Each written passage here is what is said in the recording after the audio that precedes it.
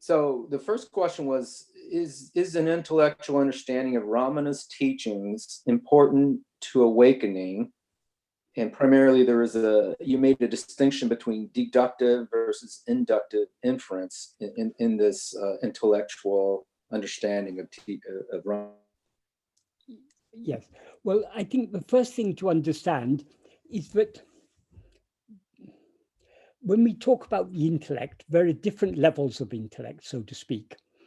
At the grossest level, it is reasoning. So that's where deduction and induction, all these come in there. And that is also relevant, but the intellect doesn't stop with that. Even at that level, for example, logic. When we see the logical connection between something, it is clear to us that if such and such, then such and such. We see the logical connection. But even that ability to see the logical connection, where does that come from? There's maybe some people who just can't see the connection. So the intellect is the ability, is at a deeper level, the intellect is the ability to recognize connections and to distinguish one thing from another. And at its very deepest level, it is that inner clarity. I mean, particularly with regard to Bhagavan's teachings, when we first come across them, they may appeal to our intellect at a superficial level. That is, Bhagavan gives certain arguments, for example, why we cannot be this body or mind. So there's a reasoning process that all has its place. But as we go deeper in the practice, we're able to see things more deeply and more clearly. So when we talk about intellectual understanding, it doesn't just stop with the reasoning. Sure. And in Uḷḷadu Nāṛpadu, Bhagavan uses the word mati. He uses it in various verses. In one verse, in verse 19, he's using it in the sense of will. So that's different. But in two other verses, he's using it in the sense of intellect, but intellect in the deeper sense of intellect. That is, in verse 23, he talks about Nāṉ Ār. That means a very subtle intellect. That is, he's talking about that as the instrument by which we need to investigate ourselves. And likewise, in verse 28, he uses the term Kunda Mati. Kunda means very sharp or keen. Kunda literally means sharpened. So it's a very keen intellect. So it's more or less, the two mean more or less the same. There's a lot of overlap in the meaning between Nāṉ and Kunda. So there he's talking about the very subtle and sharp intellect. At that level, it is that power of, it means the power of discernment. The power this is why he says it has to be a subtle intellect, because what we are trying to discern is the subtlest of all things. That is, all phenomena are relatively gross, but some phenomena are more gross than others. Obviously, sort of, we can say physical objects are more gross than thoughts and feelings. Although, according to Bhagavan, the physical objects are also thoughts, but they appear as something more gross. So, whereas thoughts and feelings appear more subtle, but the subtlest of all things is our own fundamental awareness, of our own existence, I am.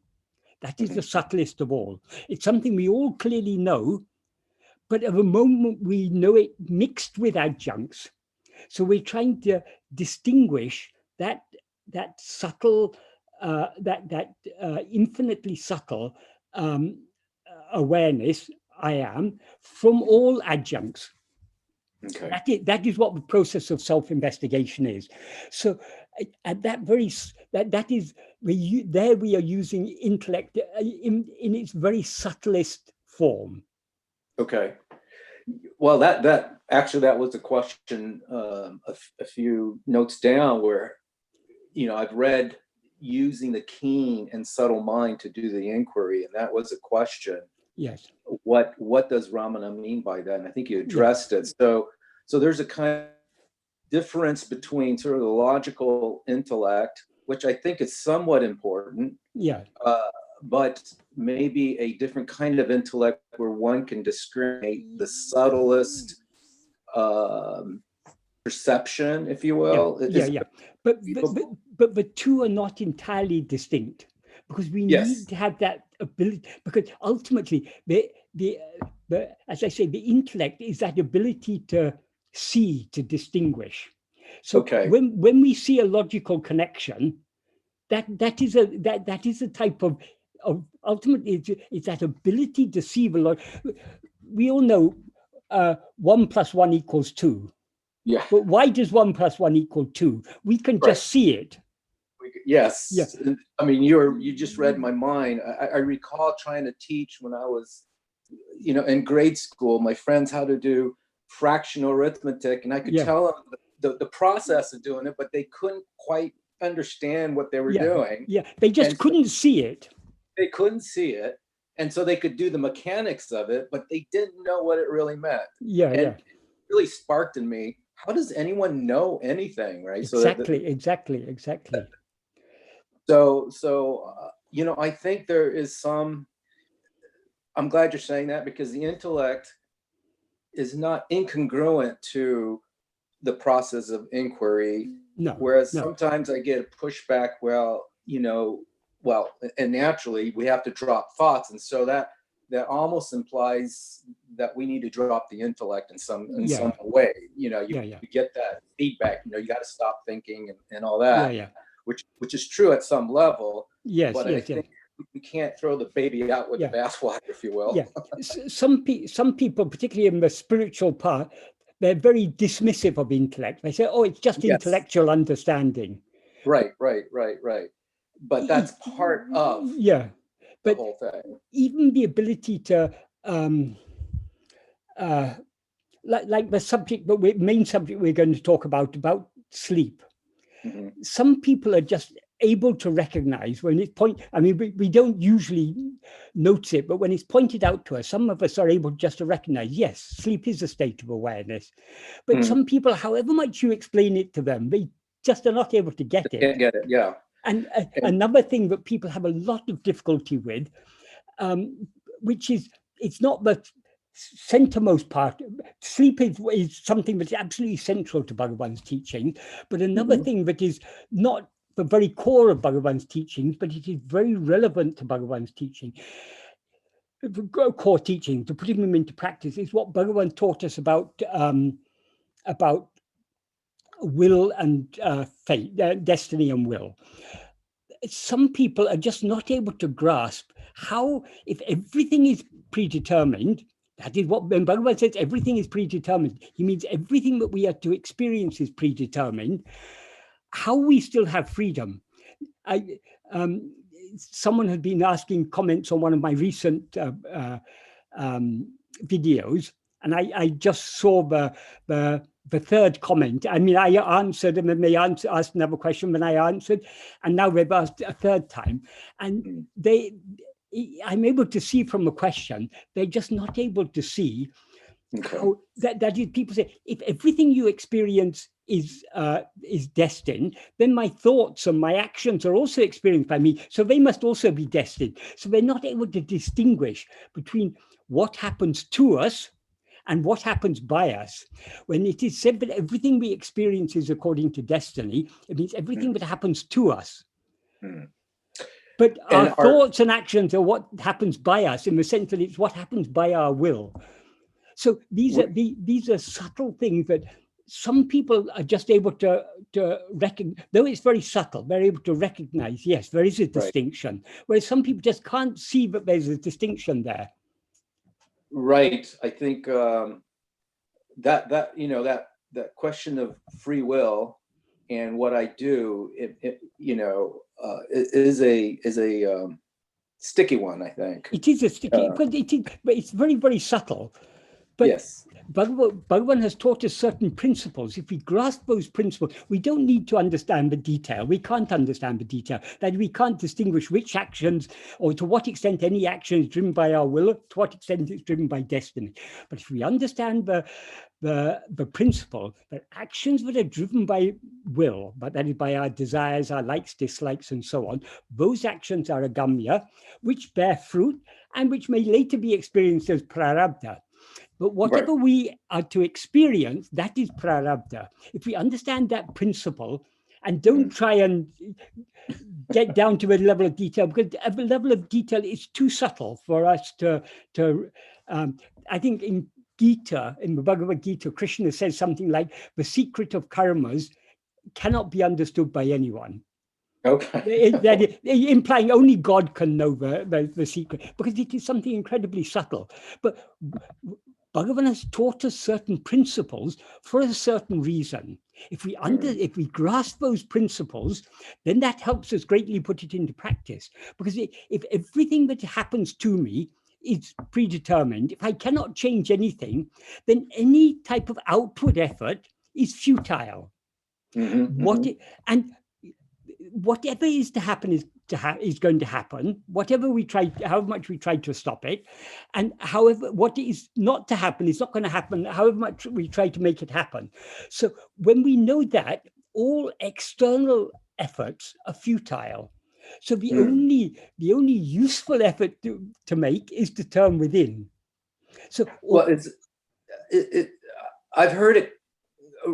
Ramana quoted as saying that's the only free will we have, is to turn within. Is that this again is people who recorded what Bhagavan said, they often failed to grasp the nuances in what he said. Okay. So they didn't what they recorded was not adequately accurate. So when the nuances are missing, a small nuance missing can change the whole meaning. Well, yeah, that's a big one. Yeah. So if we have the freedom to turn within, we also have the freedom to turn outwards. Yeah. So there we got a choice. But when we turn outwards, we're not all. Bhagavan talks about the mind wandering under the sway of its vasanas, and he implies that we need to avoid being carried away by our vasanas. When he says that when any thought arises, we should investigate to whom it arises. That means we're able to curb our inclination to follow the vasanas. So we do have that freedom. So there is freedom. And the whole of all spiritual teachings are based on the fact that we have freedom. If we had no freedom to will and act, there would be no purpose in any spiritual teaching, because what's going to happen is going to happen anyway. We've got nothing to do with it. And it seems cruel. Yeah, it is. Yeah. Okay, well, but how that's relevant to our present conversation is many aspects of Bhagavan's teachings. Because you asked, is an intellectual understanding necessary, important? Yes, it is. But what is meant by an intellectual understanding is not, it's important to recognize the logical connections between, because Bhagavan has, when we study Bhagavan teachings, we need to grasp the principles, which Bhagavan has expressed best in works like Uḷḷadu Nāṛpadu, and also Nāṉ Ār, but particularly Uḷḷadu Nāṛpadu. He's giving the basic principles of his teaching. If we grasp the basic principles and see the connections between them, then everything falls into place. And actually, Bhagavan teachings are extremely simple. If we're able to grasp the basic principles, then the whole thing is very, very simple. And we can see how everything fits in. But that does require a certain amount of logic. An ability to see logical connections. But that ability to see a lot of these connections are subtle connections. So it requires a subtle intellect. And another thing, I think anyone who's been following Bhagavan's teaching for some time will know that when we first read Bhagavan's teachings, we get something from them. We understand something. But as years go on, we are able to see more and more depth of meaning in his teachings. They become clear, and we recognize how very deep they are. That happens over time. Why?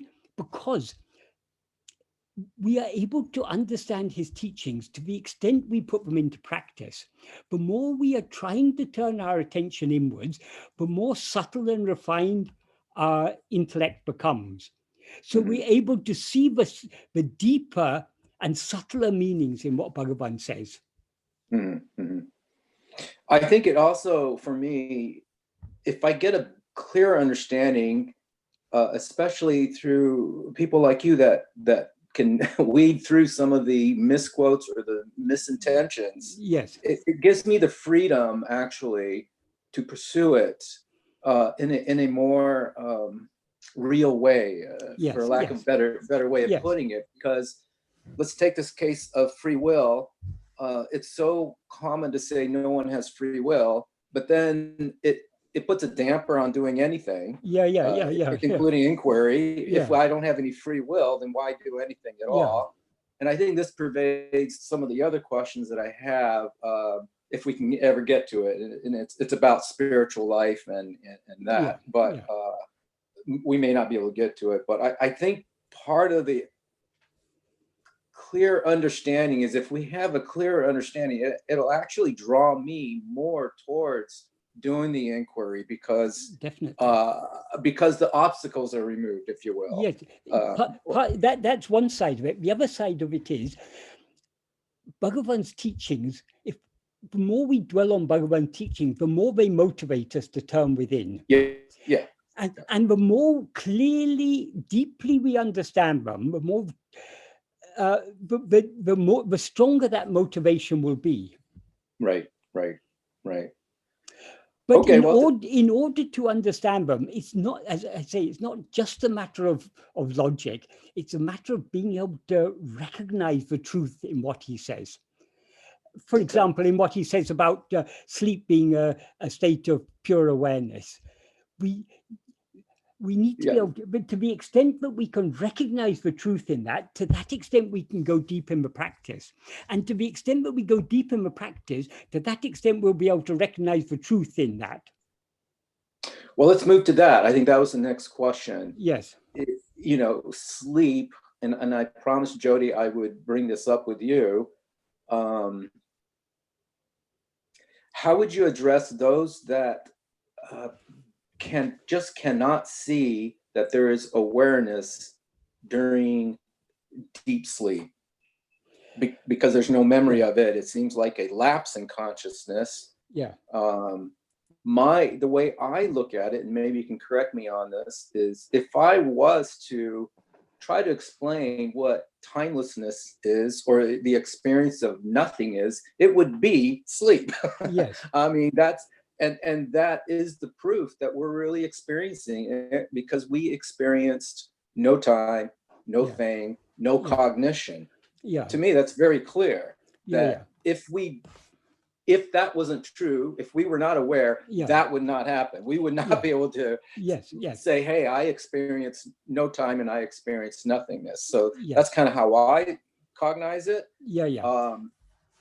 But go ahead. How I often explain it, or try to help people to understand it, to recognize it, is supposing sleep were a state of complete non-awareness, supposing there was no awareness at all in sleep, we wouldn't be aware of any such state.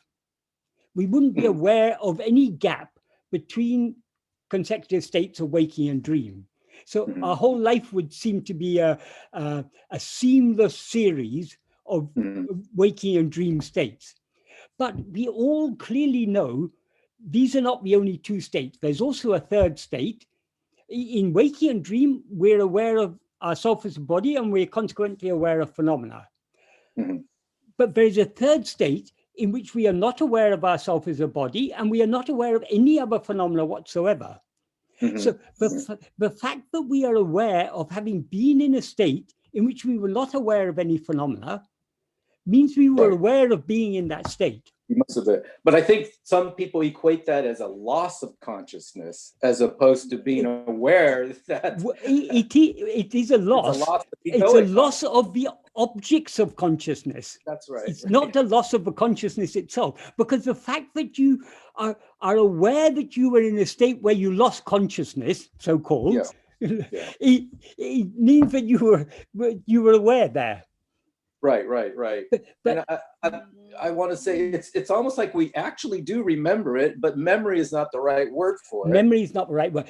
I'll come to that in a minute, but we can give reasons to try and help people to see it.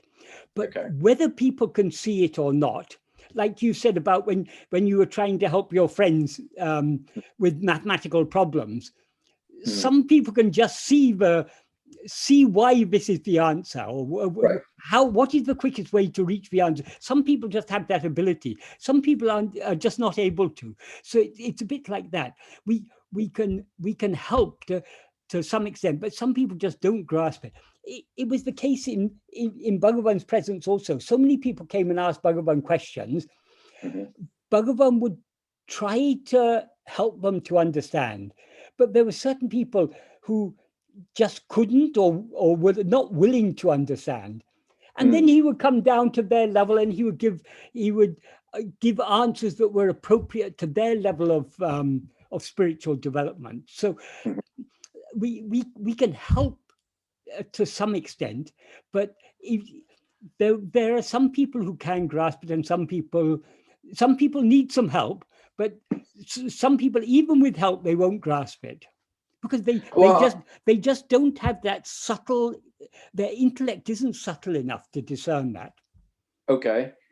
Would it be fair to say that if one thinks of sleep as a loss of consciousness, perhaps the idea of consciousness isn't clear to yeah. I mean, if you read modern philosophy, that is nowadays, whereas for a long time consciousness was a taboo subject, particularly in science, but now it's all the rage, and all scientists and not all scientists, but it's a hot topic in both science and philosophy nowadays. But if you read about it, for example, there's a term they use in when they're talking about consciousness and trying to argue about consciousness. They talk about qualia. Qualia means basically the qualities that we experience. First person, subjective experience. But qualia is not consciousness. Qualia are objects of consciousness. Yes. The redness of a red flower is not consciousness. It is something that is perceived by us. So what they failed to do in Sanskrit, there's a text that Bhagavan translated from Sanskrit into Tamil, and it's one of the texts that is attributed to Adi Shankara. But nowadays, some scholars say no, it's not Adi Shankara, like they say about Viveka Chudamani. But anyway, it's a very well-known text in Advaita. The title of the text, in fact, in a certain sense, the title of the text is the most interesting because it's not all going so. I mean, it's interesting text, but it's not as deep as something like Uḷḷadu Nāṛpadu. But the title of the text is Drik Drisya Viveka. Oh, sure, yeah. Viveka means is distinguishing one thing from another. So distinguishing drik, that is dris, which in compound becomes drik. Dris means the seer, the perceiver. From drisya, what is perceived? So basically, it's distinguishing the seer from the seen. Yes. This is what most modern scientists and philosophers fail to do. They take, as you say, consciousness to be the consciousness of something. In fact, I've read philosophers saying consciousness is always consciousness of something. It's always what they call it intentional. It's always but what they mean that technical sense of intentional is different to the ordinary sense of intentional. We usually use intentional in the sense of he did it intentionally, he did it on purpose. This is a different sense of the same term. Intentional means it intends towards something. So they say consciousness is always intentional. It's always about something. But what is it that is conscious about that? Consciousness is not, whether we are conscious about anything or not about anything, we're still conscious. Well, it took them a few hundred years to actually look at consciousness. Yes, Maybe it takes a few hundred more years to go to the next level of who is experiencing all yeah. Really good. Okay. So let me see, what was my next question? Okay, so if the intransitive pure awareness of sleep is limitless bliss, well, I put here, why don't we remember? And I think we addressed that. Well, the second question to that was, why do we keep emerging from sleep if that is infinite bliss? Why don't we just stay there? Okay, well, I'll deal with the first one first. Okay. That is, we do remember our experience in sleep. Remember, you're right to put it in scare quotes, because it's not a memory. That is, memory is usually the impression left by a certain experience. We're able to bring that experience back into our mind. We can picture, but when I was a child, I played in such and such a place. We can withdraw. We can recall that experience that we had in the past. That is usual sense of remembering. But it's the qualia that you were talking about. Yeah, qualia. Yeah, but this is that is a mental function. Memory is a mental function. But this our memory of sleep is not a mental function, because there was no mind in sleep. Right. We do, in this special sense of remember, we do remember sleep. That is, we all clearly know I slept. So we were aware of being in a state where we were not aware of anything. So to that extent, we remember it. But though we remember it, we don't remember it as it is. The simple reason for that is what we experienced in sleep is our real nature, which is pure awareness. But now we are not aware of our real nature as it is now, because we now mistake, instead of being aware of ourselves just as I am, we're aware of ourselves as I am Dan or I am Michael. Yes, yes. So that is the rising of ego, because the ego is that which is always aware of itself as I am this person, I'm this body. The rising of ego clouds our awareness of the pure awareness as it is, of our real nature's pure awareness as it is. So now we are always aware of ourselves, but as ego, we are not aware of ourselves as we actually are. So though we remember sleep, we don't remember exactly as it was. Yes, the ego has no capacity to remember. To remember that. Right? Yeah. So we about being a state of limitless bliss. Yes, that is the truth. But all we can remember about sleep is that we were perfectly peaceful, perfectly contented in sleep. We had no problems in sleep. So we, to a certain extent, we can remember that happiness of sleep. I slept happily. I was so that, but it's that memory is filtered through, now being filtered through the mind, the ego, which is that which is aware of itself, not just as I am, but as I am this. So the filter is these adjuncts that we now confuse with I. So we will be able to know our experience in sleep only when we know ourselves as we actually are here and now. Right. Thank you for that. So we remember it, but we don't remember it as it is. As it was, yes. And when we say that it is us. We remember ourselves in sleep, but we don't remember ourselves as we were in sleep. As we were, or as it is right now, in fact. As we are right now, exactly, yes. So our memory is clouded as well as our present state is clouded. Our present perception is clouded as well. Yeah. Very good. If we could now recall exactly what we experienced in sleep, that is our real nature. The ego will be annihilated. So in a sense, our attempt to turn within and see ourselves as we actually are is an attempt to recall exactly what we experienced in sleep. Very good, very good. I like that. Just going back to some obfuscation of what sleep is, there are some teachings that talk about turiya as a state of some type of awareness during sleep. I recall back gap with some teachers, maybe Maharishi Mahesh Yogi, who claim that awareness during sleep is a sign of spiritual progress. And how does that square with all this? It would be a sign of spiritual progress that those who think it's a sign of spiritual progress are those who think that it is not a state of awareness. Okay. We can say perhaps our ability to clearly recognize that sleep was a state of awareness, even though we are not aware of it exactly as it was, the fact that we can recognize that it has a state of awareness, that is a sign of progress, because that means our intellect is becoming subtler and sharper. We're able to... But it's not a recollection or maintaining awareness during deep sleep, but some subtle awareness during sleep. Yeah, this is...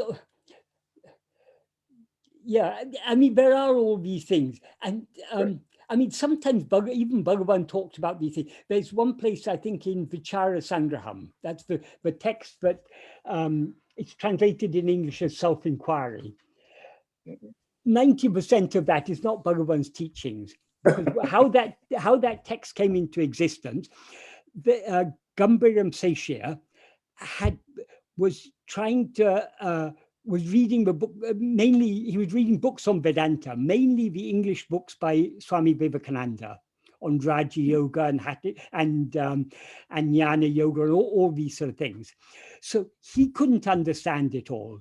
So he brought the text to Bhagavan and asked Bhagavan to explain to him.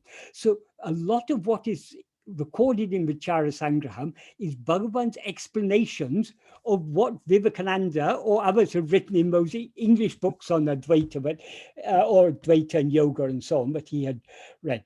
But there are some things there that are Bhagavan's original, because Bhagavan also then explained in his own terms. So what was I going to say about Vichara Sangraham? I was going to say something about that. Did he reference turiya? Oh, yes. Oh, yeah. Bhagavan, there's an explanation given. I think it's there. And I think there's also maybe in talks or some places where Bhagavan says, in samadhi, the mind is immersed in light, whereas in sleep, it's immersed in darkness. Oh. Such explanations is not Bhagavan's original teachings.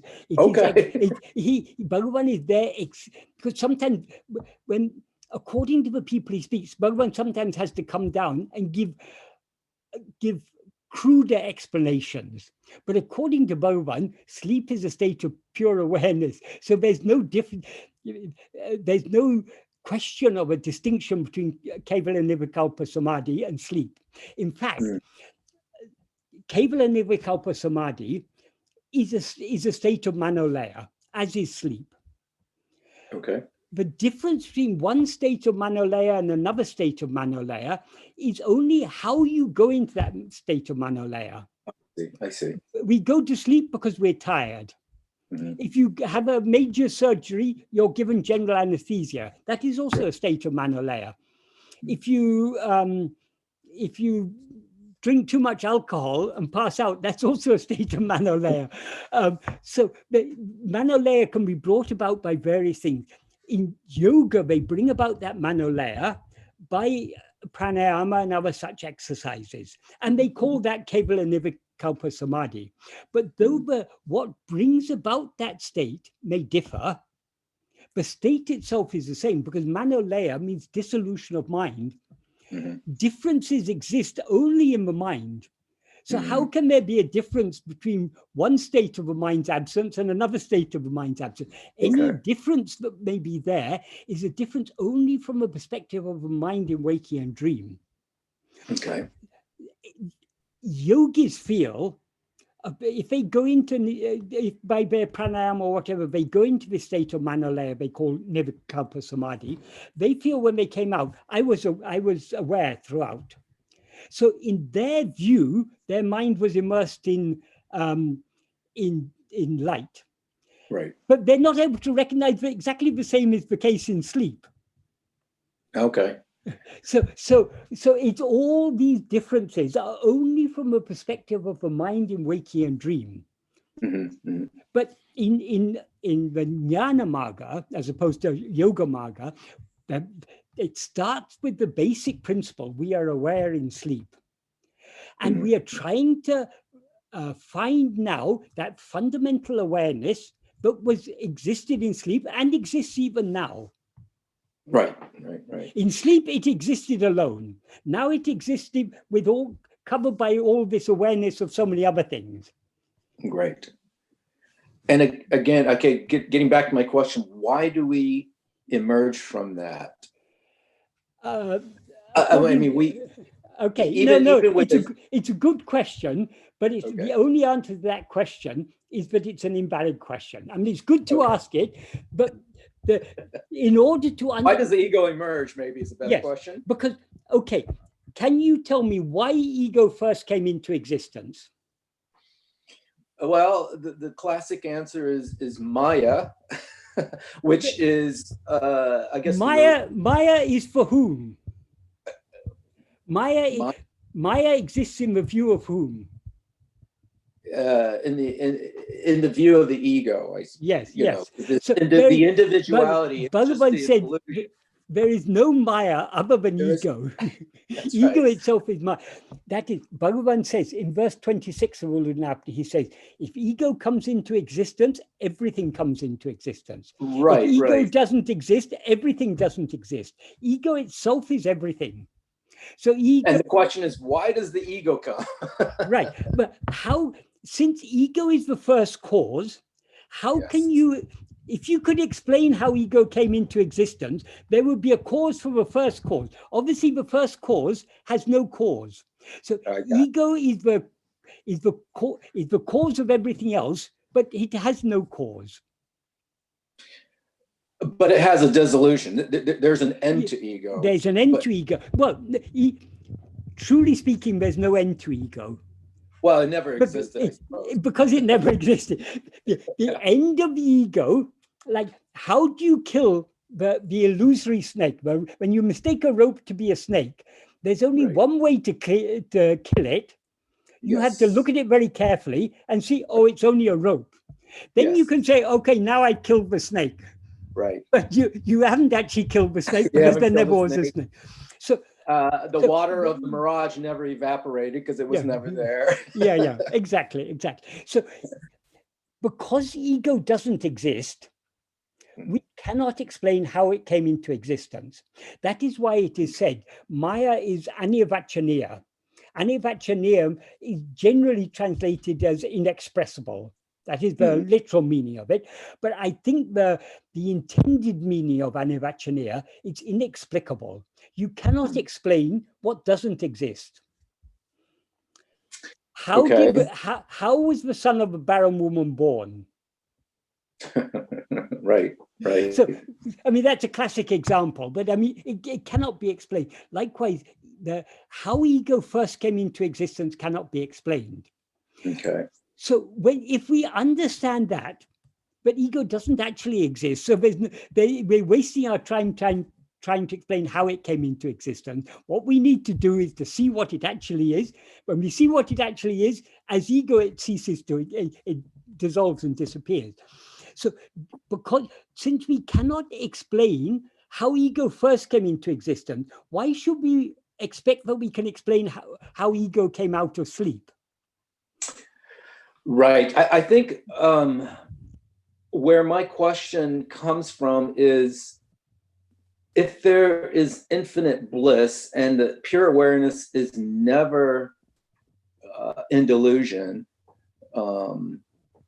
then why the ego in which it rises and everything is created? Yeah.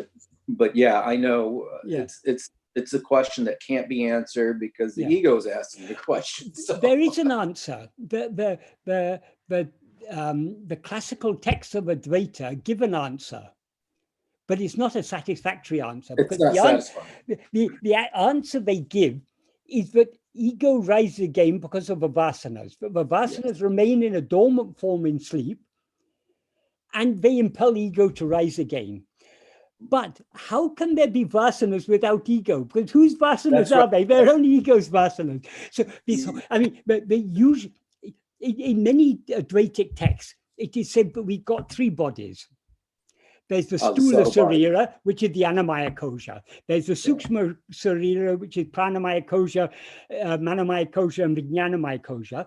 And there's the Karana Sarira, the causal body, which is the Anandamaya Kosha. All in sleep, we identify with the Stula Sarira. In dream, we identify with the Sukshma Sarira. This is what they say. And in dream, only the Karana, in sleep, only Karana Sarira remains. And Karana Sarira, it consists of all the vasanas. And because the vasanas remain, they impel ego to rise. This is an explanation that's given in many classical texts. That is invalid in Bhagavan, because Bhagavan isn't contradicting those texts. He's giving a deeper explanation, which makes those explanations redundant, because such explanations are given for people who are not ready to understand subtler things, who are not ready to accept that there cannot be any explanation for the rising of ego, because it is the first cause. So why that explanation is invalid from the perspective of Bhagavan's teaching, firstly, Bhagavan says waking and dream are one and the same state. That is what we take to be waking, is just another dream. So now we take this to be the gross body. But in sleep, we take the body that we experience in sleep seems to be just as physical as this body now seems to be. And Bhagavan has also said in verse 5 of Uḷḷadu Nāṛpadu, the body is a form of 5 sheaves. Therefore, all 5 are included in the term body. That is, whenever we experience ourselves as a body, we never experience a dead body as I, so it's always a living body. So you've got the life there, the pranamaya kosha. And we never experience a sleeping body as I, it's always an awake body. An awake body, there's mind, intellect, and will. So all the 5 sheaves are there whenever we experience a body as I. In sleep, we don't experience any body at all. There's no karana sarira there, because there's no ego. Without the ego, there cannot be any of these 5 sheaths, because ego is the root of all these things.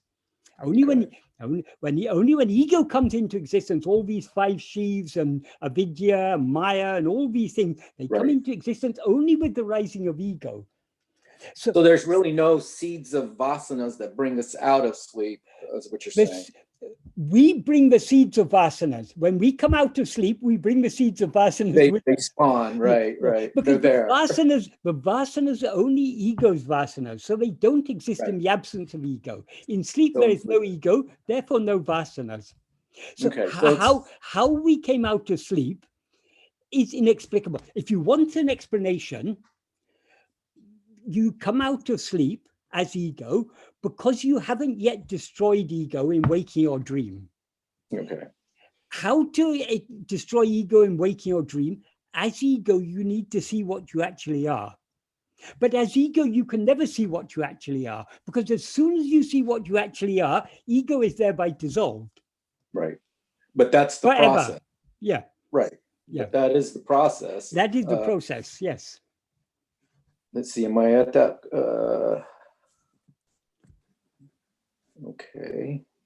Okay, well, that's kind of where we're at. with this understanding of sleep, how does self-inquiry work?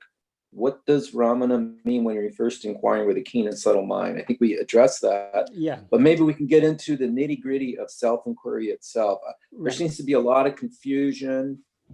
And I know that you've addressed it as this is something very personal and maybe different from everybody. I don't know. I wouldn't say that. I wouldn't say that. Okay. Firstly, it's not personal because Okay. when we are going within, we are going beyond the person. We're going beyond all differences. So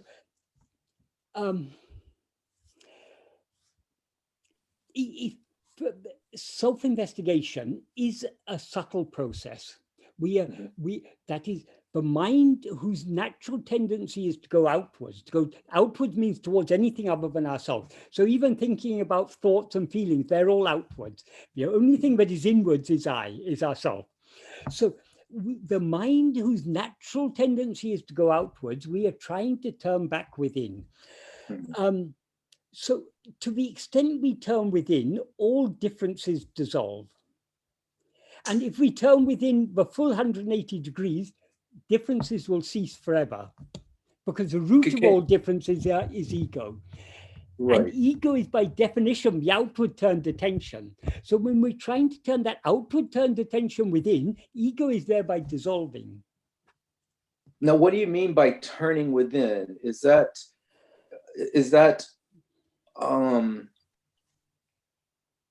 by asking, well, for me, by asking, who am I?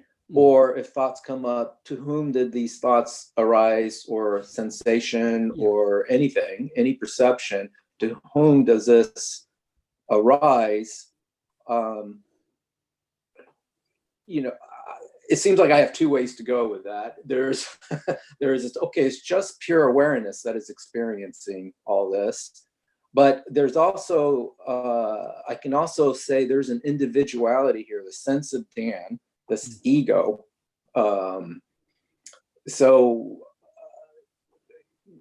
Maybe there's some confusion there that you may want to talk to. Well, firstly, pure awareness is not experiencing all this. Okay. Dan is not experiencing. Dan is not experiencing all this.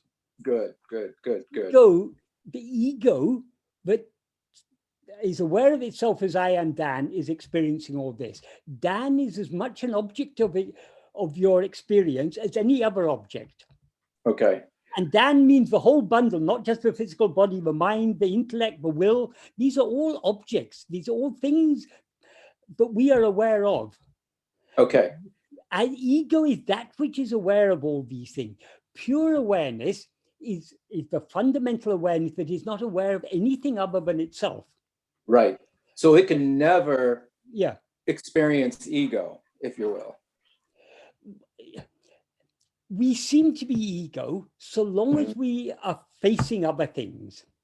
When we try to face ourselves, to the extent we face ourselves, to that extent does ego dissolve and disappear. So ego can never be an object of our awareness, because ego is the subject. Ego is the perceiver. When the perceiver tries to perceive itself, it dissolves back into the pure awareness that is what it actually is. But when that happens, you don't come out of it at all, or can you come out of it, or is there degrees of? It depends how far we turn. If you turned up to 179.999 degrees, you can come out, because ego survives so long as there's the slight, since it is ego alone that is aware of phenomena, of anything other than itself, so long as there's the slightest lingering of awareness of anything else, ego is still there. When we turn the full 180 degrees, we've turned our back on all phenomena. We're facing ourselves alone. That is the state of pure awareness. In that state of pure awareness, ego is dissolved. That's what I said. As soon as we as ego see what we actually are, we cease to be ego and remain as we actually are. That is the annihilation of ego. That is permanent. Why? Because in that state, we recognize there never was any ego. All right, just going back to my personal experience, the sense of me or individuality, Yeah. I recognize that there's something perceiving that sense of self. Yes. And then that sense, that which is perceiving that sense of self is also something that is Yeah. being perceived, or there's a perceiver of that. Maybe the Upadēśa. That is, when you talk about your sense of individuality, it's a feeling almost. Yeah. Whether you call it sense or feeling or whatever it is, that sense or feeling is awareness. And the individuality is the adjunct that you now mistake yourself to be. So you're now aware of yourself as Dan, and so many adjuncts come along with Dan. So you identify with yourself. Now you think you're sitting, you're listening, you're talking. All these are adjuncts, but accompany Dan, because they're all, it's so long as you are aware of these adjuncts, and whenever we're aware of these adjuncts, we're aware of ourselves as them. So what do you mean by investigation? Maybe that's the, investigation. It simply means looking at ourselves, facing ourselves, attending to ourselves. That is that is, to the extent that we attend to ourselves, to that extent we are withdrawing our attention from other things.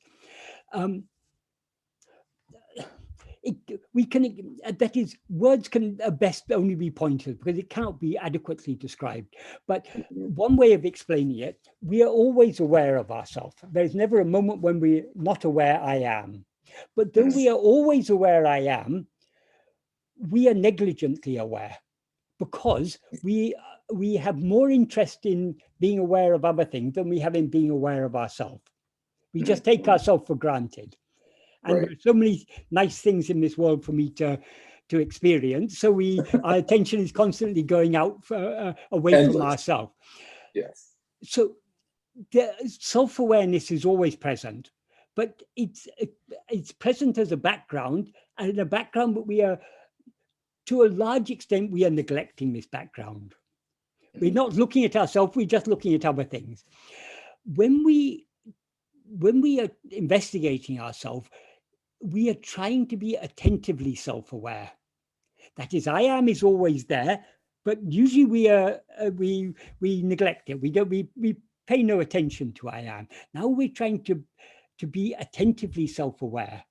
So we're trying, in order to be attentively self-aware, we need to withdraw our attention from other things, because to the extent that we are attending to other things, we're neglecting ourselves. So we are now trying to, but we're letting go of other things is not a separate process. To the extent that we turn to face ourselves, to that extent we are letting go of other things. So Bhagavan has used many terms that are clues. One of the terms he used is ahamukha. Mukha means facing. Aha is, in Tamil, aham has two meanings. It's a Sanskrit pronoun, the first person pronoun, I. There's also a Tamil word, aham, which is not related to the Sanskrit word, but means, it means heart, home, within. Anything that's inside is aham. So the basic meaning is inside, but it includes, by extension, it means the home, the heart, and all these things. So ahamukha, it means both turning, facing inwards and facing eyewards. That is facing towards ourselves.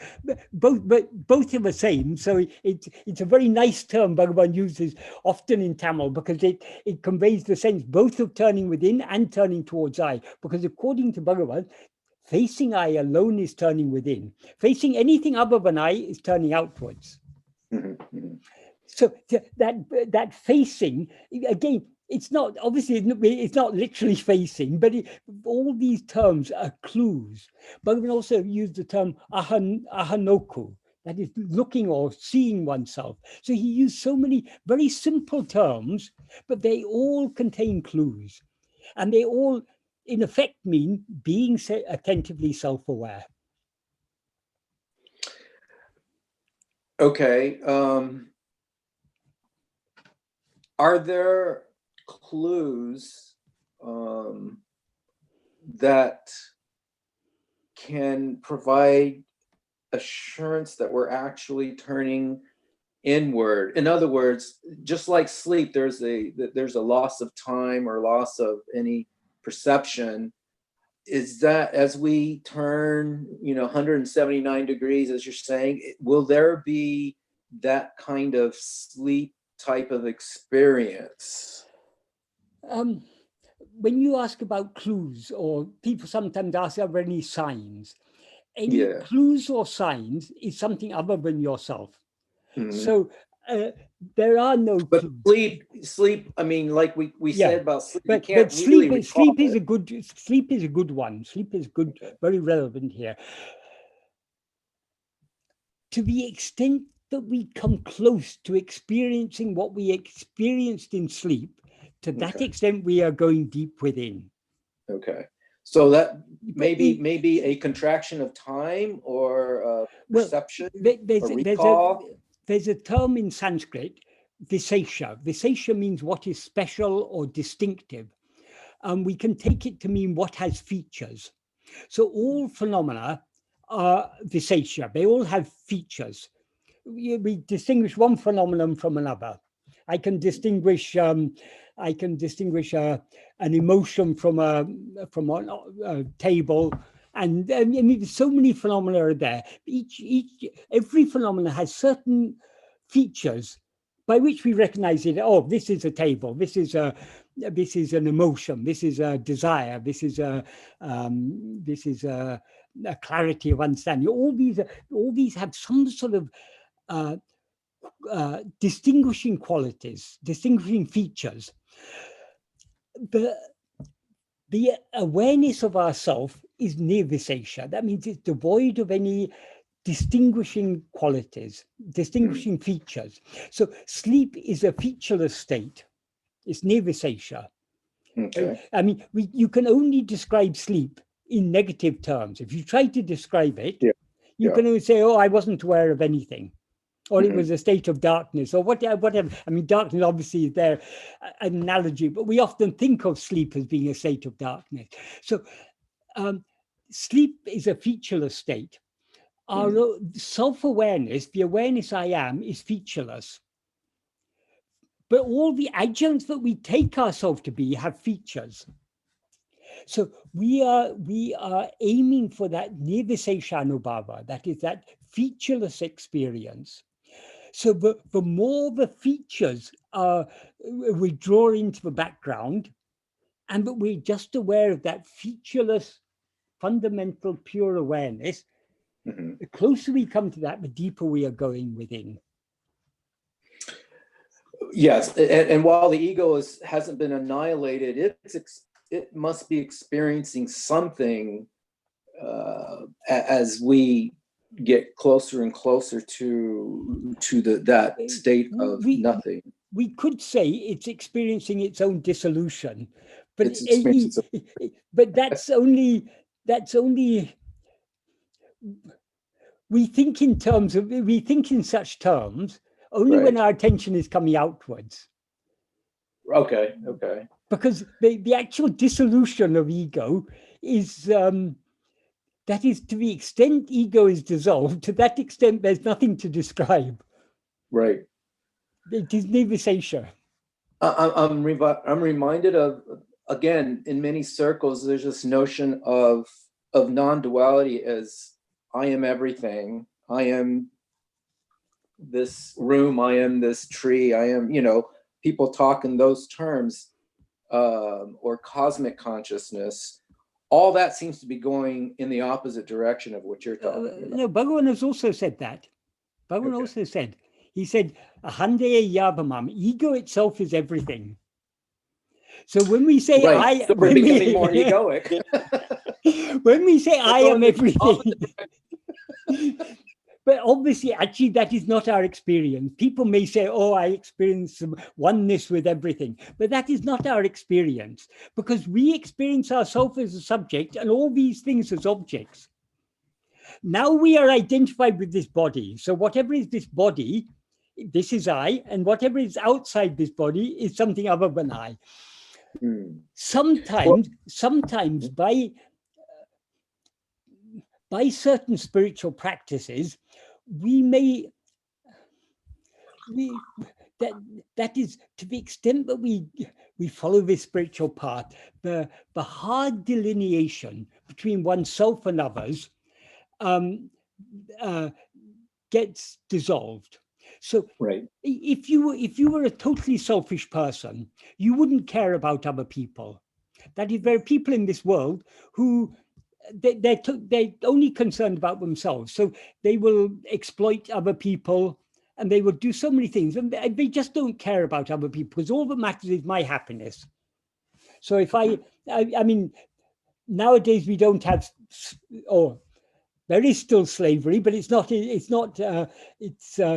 in a more concealed way. But in the past, there were people who owned slaves, both in America and in Britain. I mean, the wealth of these countries, a lot of the wealth of our countries came on the back of slavery. So that's exploiting other people heartlessly. But that is because for a person who is not spiritually mature, they'll be so wrapped up in themselves, they won't feel it wrong to exploit others. But as we progress in the spiritual path, we naturally feel more compassion and empathy, because we are able to see ourselves in others in a certain sense. I mean, when we see a person suffering, we picture ourselves in that position suffering, and so we can't bear to see their suffering. So we try to alleviate their suffering. So in this sense, as we progress in the spiritual path, we become less selfish, we become less wrapped up in ourselves, less narcissistic. So we in that sense, the boundaries between oneself and others are dissolving, but they're still there. Okay. I may feel pain when I see you in pain, but I still don't see myself as you. I may feel pain because I see you in pain, but still there's a distinction between me and you. And it's inevitable. So long as we rise as ego, we are limiting ourselves to the form of this body. So it's... Are you saying that feeling of I'm not really different from all these things, but still there's that we still feel ourselves centered within this body. Okay. The limitation is still there. I think it is a topic, spiritual progress and spiritual life is a topic I'd like to get into. I don't know if you have the time for that, but it sounds like you're saying that as we start to dissolve our ego, for lack of a better term, things will change in our waking and perhaps in our dream experiences. Is that what you're saying? Yes and no. They will change, but they'll change in a very subtle way. That is, our attitude towards things will change. It can be quite dramatic. But the world seems just as solid as it always seemed. But the draw of certain things may lessen. The knowing that the happiness from objects, it becomes almost, it's just false. It becomes clear that nothing can make me happy. We're able to see through that more. Yes. We're able to see the illusion is an illusion. We're able to recognize it more clearly. Yeah, and that's sort of the superficial, almost, first grade teaching. Exactly. Right? I mean, there are many people on the spiritual path for whom the aim is to feel one with everything. Yes. Yeah. But that feeling of oneness with everything, it is still a relatively superficial experience, because any experience of phenomena is superficial. If we want to go deep, we need to turn within. Okay. For example, in verse 26 of, verse 16 of Upadēśa Undiyār, Bhagavan says, leaving external phenomena, the mind knowing its own form of light is real awareness. The mind's own form of light is that fundamental awareness I am. So when the mind knows its own, the mind as mind never knows its own form of light. Because when it knows its own form of light, it remains as that form of light. That's why Bhagavan says that is real awareness. Okay. So, but he gives there as a precondition, leaving external phenomena. I mean, so long as we continue to be aware of external phenomena, we remain as ego. That which is aware of anything other than ourself is ego. So in order to dissolve this ego, we need to cease being aware of anything else. We need to try to be aware of ourself alone. Is progress a gradual dissolution of this ego, or what's the vasana, I guess, would be more dissipated? In a sense, yes, but actually progress, ego is always accompanied by Vishaya vasanas. That is, Vishaya vasanas are the very nature of ego. Ego, as Bhagavan says, grasping form, it comes into existence. Grasping form, it stands. Grasping and feeding on forms, it flourishes abundantly. Leaving one form, it grasps another form. This is the nature of ego. So that inclination to grasp form are what are called Vishaya vasanas. So they are the very nature of ego. When we are progressing in the spiritual path, to the extent to which our Vishaya vasanas are losing their strength. In other words, to the extent to which we have the inclination to go outward, the inclination to be aware of things other than ourselves, to the extent that that inclination is reducing, it's becoming less strong, to that extent we are progressing. And you could call that a dissolution of ego, in the sense that ego's inclination to cling to other things is getting dissolved.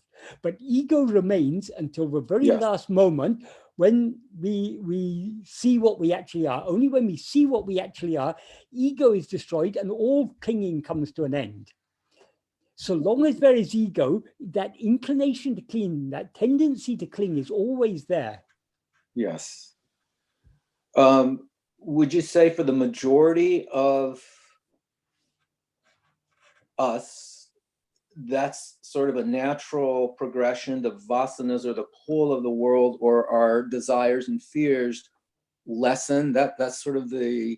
That's what all spiritual practice is ultimately about. That is, all practices other than self-investigation and self-surrender have one aim alone: the purification of the mind. What is called purification of the mind, chitta suddhi, the word chitta actually means mind in the sense of will. So it's the purification of the will. So the impurities are Vishaya vasanas. Our inclination to go outwards are the impurities. The stronger those Vishaya vasanas, the more impure our mind is. And so the very selfish person is a person who's with very strong Vishaya vasanas. Their Vishaya vasanas are so strong that their mind is completely clouded. So they feel they don't care for others. They feel no feeling of compassion for others. But to the extent that the Vishaya vasanas are reduced, to that extent, our heart expands, so to say. We open our heart to others. Yes. So these are all signs. So the spiritual path doesn't begin just when we come to Bhagavan. We have been on we have been on this spiritual path for many, many lives. Going through, at first we may have been trying to be a good person. We may have been trying to be religious, going to a church or the mosque or the synagogue or the temple.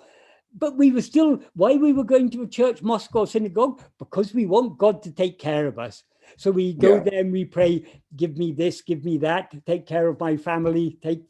So our love is not actually love for God at first, it's love for all these things. Slowly that love for things is replaced, that is, from that love for things, our love for God grows. Because, Sure. because who is giving us all these things we ask for? It is only God. So we begin to love the giver rather than the gifts. And I would say, so this is a process that goes on through many lives. So right. if we see the people in the world, everyone is on the spiritual path. Even the worst people in the world, they're on the spiritual path. Because what are they seeking? They're seeking happiness. They're seeking happiness in external things, but the happiness they are seeking is actually our own real nature. They just don't know. They're just looking for it in the wrong place. In the wrong place. Yes, they're in error. And maybe that's a bias, but you wouldn't be drawn to Ramana's teaching unless there was something that must have happened prior, some progress. Because otherwise it would just not be appealing at all. That is, now when we talk about Bhagavan, we identify Bhagavan with Ramana Maharshi. But actually, he himself said, I am not this body, I'm not this form, I'm that which is shining in you as I. So he has been guiding us through countless births. So that because his nature, because he sees nothing as other than himself, he loves us as himself. So his love for us as himself is what we call grace. And grace is guiding all of us. We may know it by different names, or we may not even be aware of the existence of grace. There are many people who would deny that there's any such thing as grace. But whether they deny it or not, the light by which they come to the conclusion that there is no grace, that light of awareness is itself grace. Can't get out of it. Yeah. Would you say self-inquiry? People say, I don't believe in God. The God they don't believe is that which is shining in them as I. If it wasn't for God, they couldn't say that. Would you say purification of the mind, as long as we're talking about it, is most effective through self-inquiry, or can we actually do some our own through our own discipline, refrain from things that we feel is not doing service to us, or how does that work? The most effective way of purifying the mind is self-investigation, because any other practice we do is that is, in self-investigation, we're turning our attention towards ourselves. Other practices involve attending to something other than ourselves. We may be meditating on God with great love. To the extent that we meditate on God with love, our love for God is withdrawing our mind from other things. So to that extent, our mind is being purified of that inclination to attend to other things. We want only to attend to God. But God, so long as we take God to be something other than ourselves, he is another Vishaya. He's another. So that's why Bhagavan says in verse 8 of Upadēśa Undiyār, rather than Anya-bhava. Anya-bhava means meditating God as other than ourselves. Anya means other. So rather than Anya-bhava, Ananya-bhava is best among all. Ananya-bhava means meditating on God as not other than oneself. And he qualifies it as Ananya-bhava, in which he is I. So when we understand that God is nothing but that which is shining in our heart as I, and thereby try to cling to that I, that is the best of all worship of God. Why did Bhagavan say it's the best? Because it's the most purifying. Yes. What about a disciplined life? Like, okay, I refuse to listen to the news. Things that can intrigue my mind. All those things can help, because basically we are trying to curb the outward going tendency of the mind. That is the surrender aspect of the practice. Okay. But the surrender can become complete only when we turn within. So we can begin to surrender even before starting the practice of self-investigation. but our surrender cannot be complete until we turn within, because we may be surrendering our likes and our dislikes, and to some extent anyway, we're trying to give them up.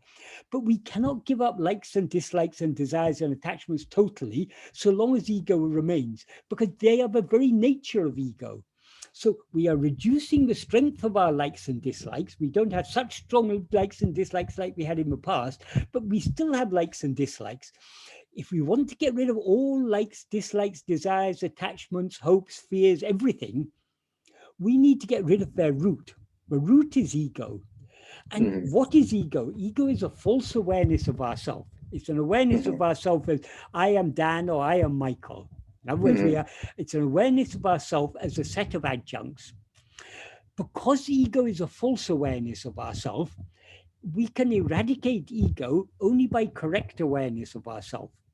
And in order to experience that correct awareness of ourselves, we need to turn back to face ourselves alone. Because so long as we're facing anything else, we are sustaining this ego. Well, I think so it's sometimes actually incredibly simple. If we understand these basic principles, Bhagavan's teachings are extremely simple. Why we have to go on explaining them in so many different ways is because it is deep and subtle, and people find it difficult to grasp. That it's almost like people have difficulty in accepting that it can be so simple. Yes, I think there's two things, at least my observation, personal experience, and just talking with other people.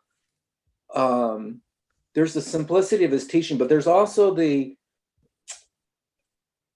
discipline aspect. I have to give up this, or I need to spend more time in inquiry, and that can be difficult. Like, should I just stop watching TV completely? Should I, all these disciplines that come up to mind because we know that we should, constantly be in inquiry. That's the other difficult part of in that verse 26 of Uḷḷadu Nāṛpadu, which we've talked about, what Bhagavan says is, if ego comes into existence, everything comes into existence. If ego doesn't exist, everything doesn't exist. Ego itself is everything. Therefore, investigating what it is giving up everything. That is, to the extent to which we turn within to investigate ourselves, we need to give up other things. So if we still have strong attachment to other things, if it's, as you say, if you need to watch the news every day, if you need to be involved with all that's happening, that means your outgoing inclination is still very strong. So how can you turn within? So discipline is necessary. Okay. But at the same time, Bhagavan never recommended harsh discipline. Bhagavan talked about this path as a gentle path. So we cannot force the mind to turn within. So slowly, we've got to cajole the mind to turn within, to let go of other things. So reading about Bhagavan's teachings, thinking about them, trying to put them into practice. In this way, we are slowly weaning our mind off its desires and attachments. So we need to be gentle with ourselves, because this is not something that can be forced. This isn't a yoga where you forcibly control your breath or anything. This is a very gentle path, and it can succeed only by gentle perseverance. It's feeding the cow home. Yeah, exactly. Yeah, I think that's one of the things that sometimes trips me up is do I just give up everything? I do in one sense, but in another sense, it seems to be daunting to do it constantly. Because there's always more that I can give up, even though I've given up pretty much everything. But there's more that I can give up. that is, Bhagavan also didn't, Bhagavan wasn't opposed to external renunciation, but he said external renunciation comes according to destiny. It is not necessary on the spiritual path. Some people are destined to be married and to have family and to be, other people are destined to be sannyasis or monks or nuns or whatever. That's all according to destiny, but that is not the real renunciation. The real renunciation is inward. So it's not, we have to learn to follow this path in the midst of the world. Because most of us are destined to live in this world, to have relationships with other people and to have people who depend on us for one reason or another. So all these things are there. That's all according to destiny, but none of those things need obstruct our turning within. So the real renunciation of external things is to the extent that we turn within. A certain amount of discipline may be helpful. The type of external discipline that you talk about. Yeah. But we shouldn't try to overdo that, because we can be missing the point. It's not just a matter of, we give up everything every day when we fall asleep, but we don't thereby make any spiritual progress. So the point is clinging to I. To the extent to which we cling to I, we are thereby letting go of other things. Well, I know, in the beginning when I started even meditation, it was so painful to do, but in that moment I had to use at that time discipline. Yeah. And then, it became more natural. And the inquiry, the self-inquiry that that Ramana teaches, that too was a little difficult, but now, it's such a part of my life and something that I can't imagine not doing. So I guess there is a period of discipline that may be called for just to get through our habit or break our habit, if you will. But there's always, I guess, in my mind, what is whipping the cow as opposed to feeding it. So I think we're just going to have to muddle through that. Things become, as we follow this path, the way becomes clearer and clearer. But the key to it all is bhakti. As Bhagavan said, bhakti is the mother of jnana. Bhakti means love. So to the extent that we have love to turn within, we'll be free of desires to go. So without bhakti, there's no vairagya. The vairagya is that freedom from desire and attachment to other things. So we can give up that desire and attachment for other things only to the extent that we truly have love for ourselves. Well, and to that point, as we do inquiry, I know for me, the self-inquiry takes me to some amazingly deep, intimate, dare I say, expansive, but I mean, it's such a peace, a depth that I really can't express. There's this infinitude, almost like I'm going to explode sense. That I can't but want to do it and look forward to it. Exactly. It draws us more and more and more. Right. So it's not that this nothingness that we talk about doesn't have its draw, I guess, for even the ego or for our experience. Maybe I'm stumbling over words here. Because it is nothingness is only from the perspective of ego. Bhagavan says what is called nothingness is actually fullness. It's not experienced as nothingness. Let's put it that way. And it is nothing, but it's not experienced that way. It's an infinitude, or I feel like I'm approaching, it just feels infinite and nothing at the same time. Like there is no self, and yet there's everything. So, it's very hard to explain. And maybe the point is, as we do inquiry, it's a positively reinforcing process. At least it has been for me. It is. Okay. So that's not fantasy, or I'm not creating more distraction in that sense if I'm experiencing this? No. But whatever you may be experiencing, you still need to go deeper and deeper and deeper. Oh, for sure. Yes. Yeah, I don't want to come back, Michael.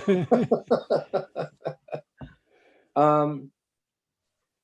Marty had a question that I promised I would ask him. Yes. He says, to the best of my knowledge, what is that quiet place one comes to in response to the question, who am I? And maybe we've already addressed that, but if something comes to you, you can respond to that. The simple answer is that is you are that. You are that. Yeah.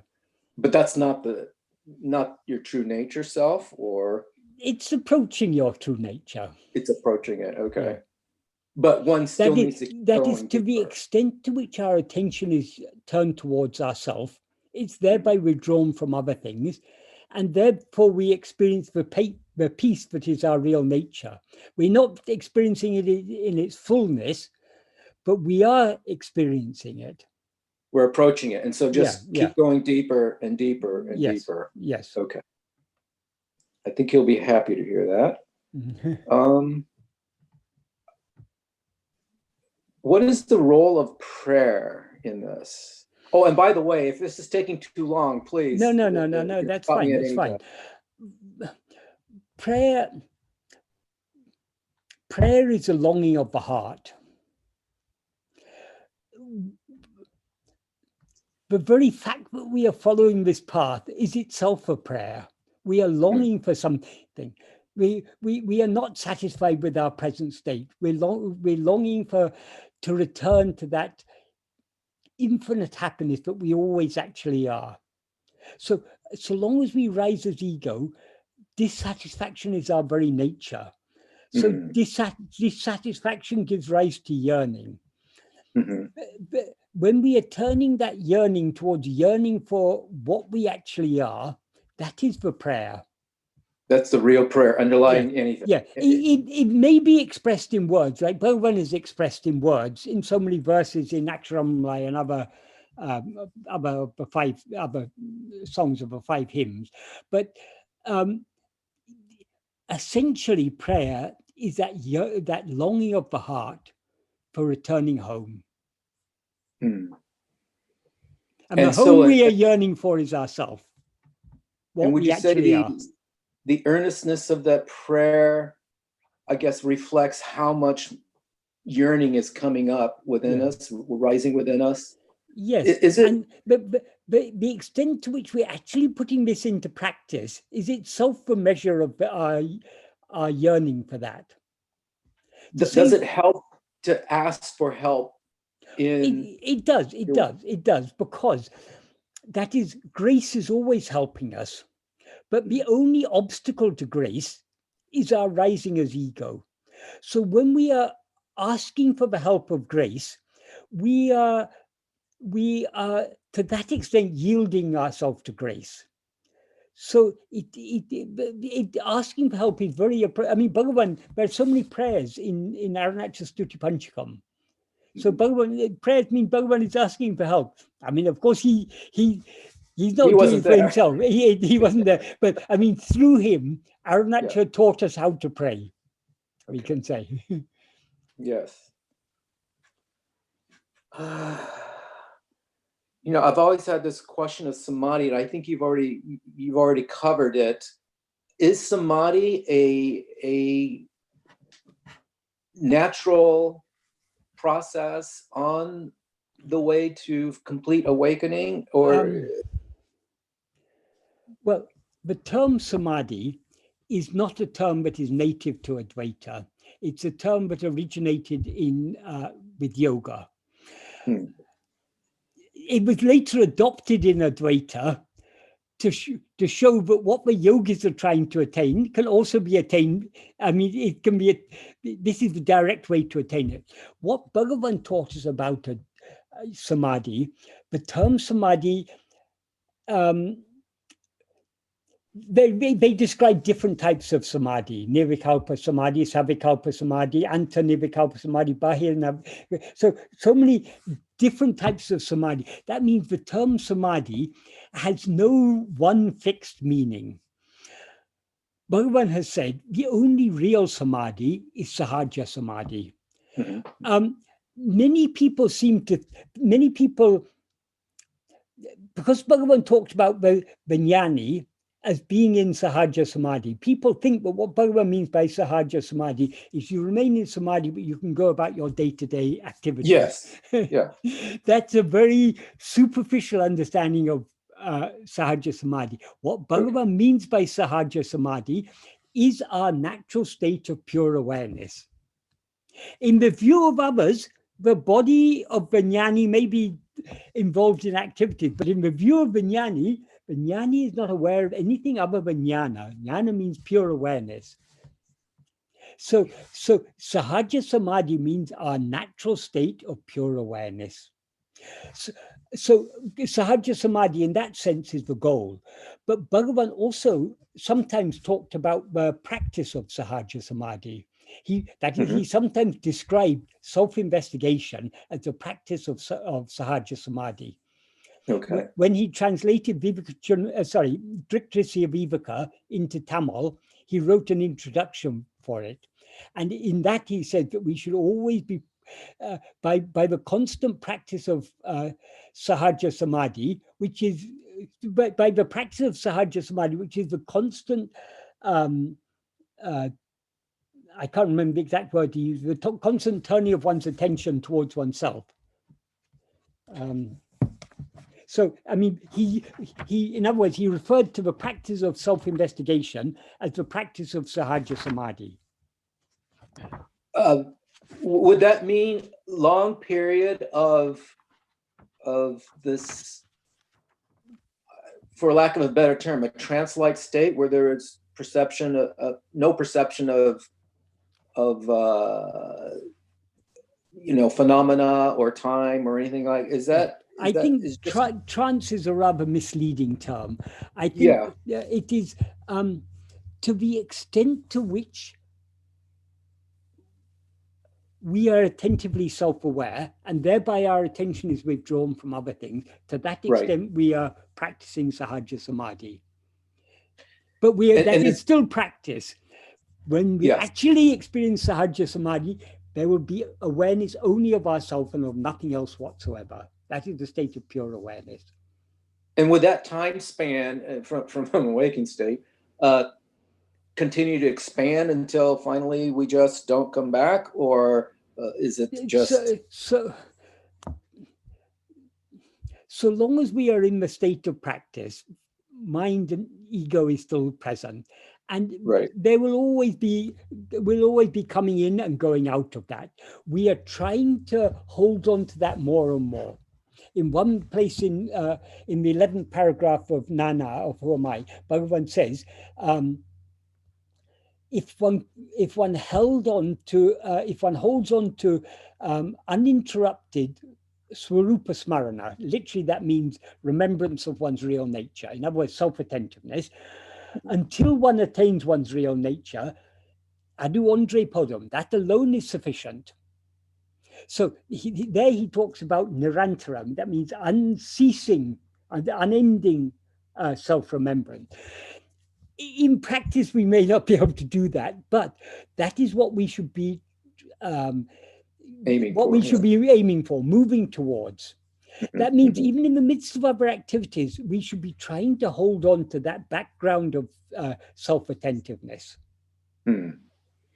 Is that the abiding in self that is sometimes said? Abiding, self-attentiveness and abiding in self are one and the same thing. That is, attention is the chit aspect, abiding is the sat aspect. To the extent to which we attend to ourselves, we are thereby being ourselves. Okay. So that is what self-abidance means. It means just being as we actually are. Obviously, that is our goal, to be as we actually are. But to the extent to which we attend to ourselves, to that extent we are being as we actually are. Well, to that point, then, you've had the privilege of spending a lot of time with Sadhu Om. Yes. I'm just really curious, what was his presence like? It seems like it would be amazing, but maybe it was just quite ordinary. Very, very ordinary. Very ordinary. He was a very sweet and kind and loving person. He was his whole, Bhagavan was his whole life. So he would be constantly talking about Bhagavan and his teachings. Even he'll be joking about, I mean, I remember once someone said to me, Sadhu Om, I don't like Sadhu Om because whenever I go there, he seems to be joking about Bhagavan's teachings. He doesn't seem to take them seriously. but his joking was constantly reminding us of Bhagavan's teachings. He wasn't taking Bhagavan's teaching lightly, but he was just constantly reminding us. And but he was very simple, very unassuming. In many ways, we can say very ordinary, but he was extraordinary in his ordinariness. Yeah, okay. Now, was he in Samadhi for long periods of time? Well, as far as obviously we can't say about anyone else, but if we, I believe there was no ego there. So in the absence of ego is what Bhagavan calls Sahaja Samadhi. So I never saw him sitting with, I mean, sometimes when he was singing Akramlai or just listening to Bhagavan songs or his own songs on Bhagavan, sometimes he'd close his eyes and you could see he was very, very inward. But that would be just while the singing was going on, and then he'd come out. So there was no show of anything. But there were times when you could see, even if his eyes were open, you could see that he was very, from our perspective, very indrawn. But you did note something extraordinary about him, even though he was quite ordinary. Yes. I mean, his love for Bhagavan was immeasurable. His complete surrender to Bhagavan was immeasurable. And the clarity with which he explained Bhagavan's teachings was,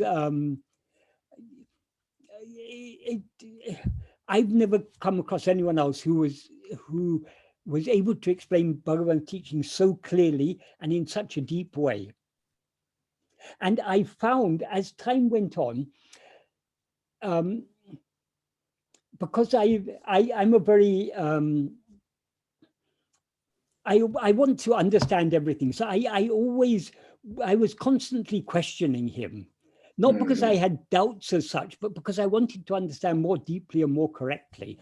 And I found the more I questioned him, the deeper my question, as time went on, as I grew to understand Bhagavan's teaching more and more deeply, I naturally was asking more and more deep questions.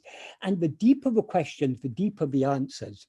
So sometimes I used to find I had questioned him about something, I got some deep answer. Then I would hear other people asking similar questions, and he would give a much more superficial answer. So then I would ask him, why did you, when you answered like that to me, why did you answer like that to them? He said, the answer is according to the question. Because of the level at which they were asking, I gave the appropriate answer for them. Because you were asking deeper questions, I gave deeper answers to you. Very much like Ramana. Yeah, I mean, it's inevitable. It's necessary because you can't always, it's not appropriate to give the deepest answers to those who are not yet ready for it. So there are many things, for example, explanations that he gives in the Path of Sri Ramana, but when I questioned him about it, he would then give me a deeper thing. Then I would say, shouldn't it be changed in the Path of Sri Ramana? He said, no, this was an answer that I gave to a person at a particular time, in a particular circumstance. It was useful for that person, it will be useful for other people. But anyone who goes into Bhagavan's teaching more and more deeply, they will begin to see which are the more superficial explanations, and they'll set them aside and be drawn to the deeper explanations. So everything has its place. Yes. And I to that point, I really appreciate you answering me at this level.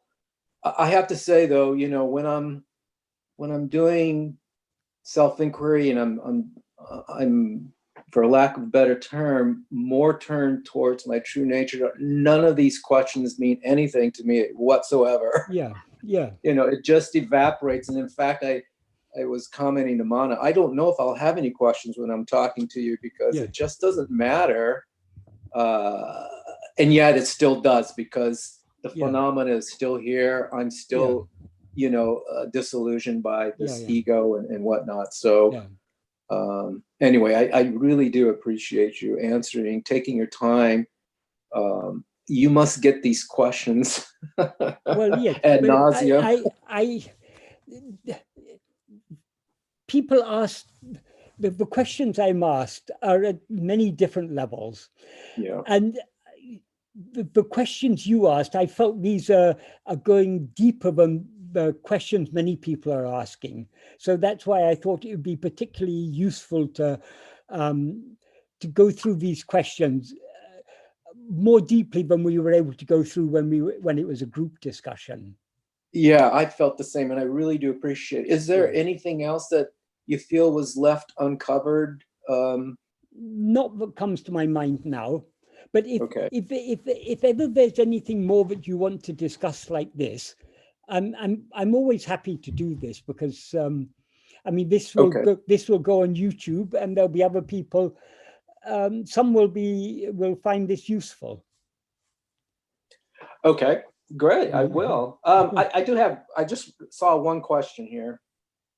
During inquiry, when I first started doing this, you know, I used to do meditation from more of the Zen perspective, dropping thoughts and so forth. And it would take me to this very spacious state, a very feel-good state. So when I started doing inquiry, it made me feel more narcissistic in a way. Like, who am I? Like, the attention is now being focused to the ego, really, or the ego looking at ego. It's probably a better way of looking at it. It felt like a very egoic process. Yeah. And so that was off-putting to me, because I thought I was becoming more egoic. I guess I didn't realize that just dropping thoughts is still just an egoic process. It's not really getting you anywhere. Yeah. I don't know if you can talk to that, because I think a lot of people are under that delusion. Yeah. Or I think the simple answer to that is put it into practice. If we actually put this into practice, turning our attention within, we can. We are losing our hold on this. I mean, ego is losing its hold. So the more deeper we go within, the more ego is subsiding, is becoming humble. So this is the very opposite of narcissism or egoism. It's because ego, as Bhagavan says, ego comes into existence grasping form, it stands grasping form, it feeds itself and flourishes. So the more we allow our attention to go outwards, the more we are feeding ego. The more we are turning our attention within, the more we are denying ego. Which is almost paradoxical, because but you're kind of focusing on yourself, which feels very selfish. Because the ego is a false awareness of ourself, we seem to be ego only to the extent we are attending to other things. When we turn our attention back towards ourselves, ego automatically subsides. That's why Bhagavan says in verse 25 of Uḷḷadu Nāṛpadu, Taidinal otum pidicum. That means if sought, it takes flight. So we seem to be ego so long as our attention is going outwards. When we turn our attention back within, this ego goes away and hides. But I think the one thing the ego can't stand is being looked at. But it feels like it feels like a very selfish process in some way to look at myself or ask who am I. I know it's not that, because it becomes very, very, well, I've already tried to, explain. There's such a deep intimacy there, and a connection to what's really, really there, as opposed to because when we are turning within, mm-hmm. though we seem to be turning to face the ego, we are actually connecting with the original substance, which is the same substance that is shining in everyone. So, but to the extent we follow this path of self-investigation, the sense of separation from others, the difference between ourselves and others, dissolves more and more. So selfishness will certainly dissolves to the extent selfish egotism and all these bad qualities, they cannot but dissolve to the extent that we put this into practice. If we're still egotistical and selfish and everything, then we're not going very deep in this practice. No, for sure. It falls off. And you actually start to see how the mind, it only cares about itself or its own well-being. It becomes very, very clear. Any thought at all it is just creating itself. I mean, it becomes very clear. As you struggle to keep going. Another way of saying that, as the mind is purified more and more, it becomes aware of its own impurities. Yes. Because how it creates everything.